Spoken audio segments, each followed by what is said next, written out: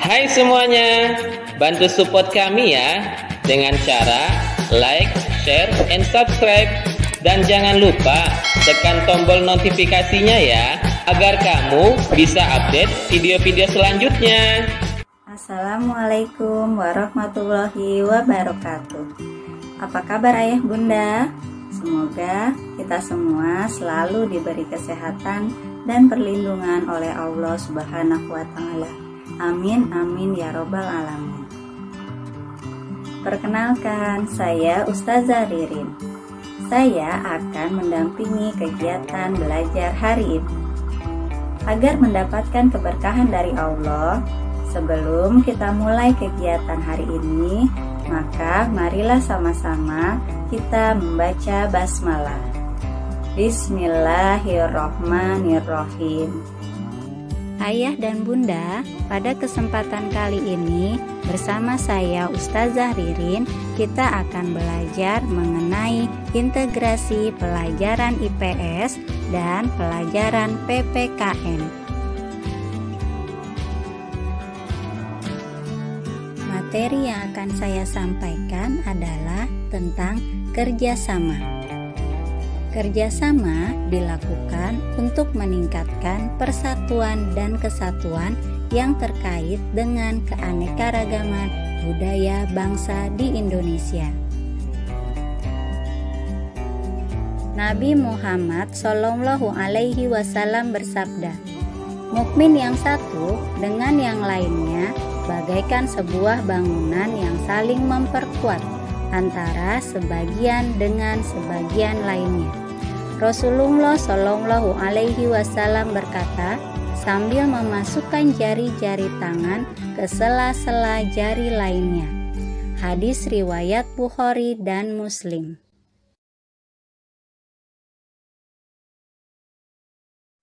Kerjasama adalah kegiatan yang dilakukan oleh dua orang atau lebih untuk mencapai suatu tujuan tertentu yang telah disepakati bersama.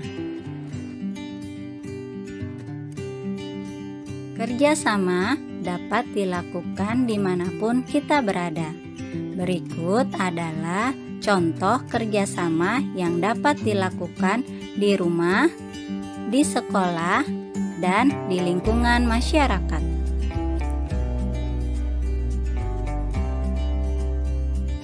Contoh kerjasama di rumah yaitu membersihkan rumah dan membuat makanan bersama anggota keluarga.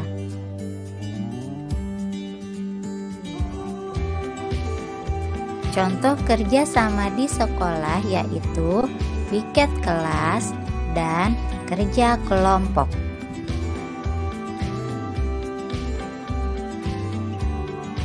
Contoh kerjasama di lingkungan masyarakat adalah membangun masjid dan membersihkan lingkungan. Selanjutnya, kita akan mengetahui beberapa manfaat dari kerjasama. Yang pertama, meringankan pekerjaan.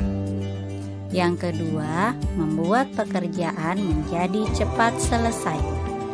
Yang ketiga, meningkatkan persatuan dan kesatuan. Yang keempat, memupuk rasa tolong-menolong. Kali ini kita akan mengenal beberapa keanekaragaman budaya Indonesia yang terkait dengan kerjasama, yaitu makanan tradisional, rumah adat, dan permainan tradisional. Kali ini kita akan mengenal kebudayaan yang berada di daerah tempat tinggal kita. Tempat tinggal kita berada di bagian barat Pulau Jawa, tepatnya di Provinsi Banten. Banten memiliki suku yang disebut suku Baduy. Rumah adatnya bernama Sulah Nyada. Rumah tersebut memiliki beberapa keunikan, yaitu bagian bawah rumah tidak boleh menyentuh tanah dan tiang-tiang kolong harus dialasi batu. Dindingnya terbuat dari anyaman bambu atau yang disebut bilik. Atapnya terbuat dari ijuk atau daun kelapa. Terdiri dari 2 bagian, kiri dan kanan. Atap sebelah kiri ukurannya lebih panjang. Rumah tersebut tidak memiliki jendela dan lantainya terbuat dari bambu atau palupuh. Banten memiliki makanan khas tradisional. Namanya adalah sate bandeng. Sate bandeng dibuat dari ikan bandeng yang dihilangkan durinya. Dagingnya ditambahkan bumbu dan dimasukkan kembali ke dalam kulit ikan bandeng. Kemudian ditusuk atau dijepit tusukan tangkai bambunya, lalu dibakar di atas bara arang. Kali ini kita akan mengenal kebudayaan yang ada di daerah istimewa Yogyakarta.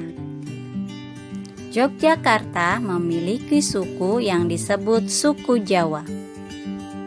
Rumah adatnya bernama Rumah Bangsal Kencono. Rumah tersebut memiliki beberapa keunikan, yaitu rumah tradisional ini berbentuk seperti rumah joglo, namun ukurannya lebih besar dan merupakan rumah adat khas Kerajaan Mataram atau Keraton Yogyakarta. Rumah ini memiliki ukiran yang ada pada tiang, atap, dan dinding bangunan. Selain sebagai tempat tinggal, rumah tersebut juga digunakan sebagai acara adat.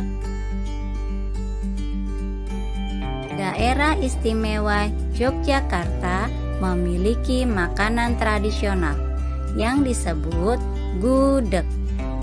Gudeg terbuat dari nangka muda dan memiliki rasa manis sesuai selera masyarakat Jawa pada umumnya. Nangka muda direbus selama beberapa jam dengan gula aren, santan, rempah-rempah, dan daun jati. Daun jati berfungsi memberikan warna coklat kemerahan ke makanan. Gudeg umumnya disajikan dengan tambahan telur, ayam, tahu, tempe, dan sambal goreng krecek yang terbuat dari kulit sapi. Selanjutnya, saya akan mengenalkan beberapa permainan tradisional yang ada di Indonesia. Salah satunya adalah engklek. Permainan ini dilakukan dengan cara membuat petak-petak di tanah, aspal, atau lantai. Cara bermainnya adalah harus melompati petak-petak tersebut dengan satu kaki, sementara kaki yang satunya harus diangkat. Permainan ini juga mengharuskan membawa batu, genting, atau benda sejenis untuk dilemparkan ke petak yang sudah dibuat. Bakiak atau beberapa daerah menyebutnya teklek. Permainan ini membutuhkan kekompakan dalam tim. Bakiak bentuknya seperti sandal, namun memanjang dengan 3-5 tempat untuk pijakan kaki. Bahannya terbuat dari kayu dan pengikat kaki terbuat dari karet ban. Agar dapat berjalan bersamaan, maka harus bekerja sama. Mereka harus tahu kapan harus berjalan dan kapan harus berhenti. Agar dapat menjalin kerjasama yang baik dalam menghadapi berbagai keragaman budaya yang ada di Indonesia, berikut saya sampaikan beberapa kiat-kiat yang dapat kita lakukan, yaitu 1. Toleransi, bersikap saling menghormati dan menghargai. 2. 2. Sabar, sikap yang harus dimiliki agar dapat menghadapi perbedaan pendapat. 3. Mendengarkan, sikap yang harus dimiliki agar dapat bermusyawarah dengan baik. 4. Dahulukan kepentingan bersama daripada kepentingan pribadi.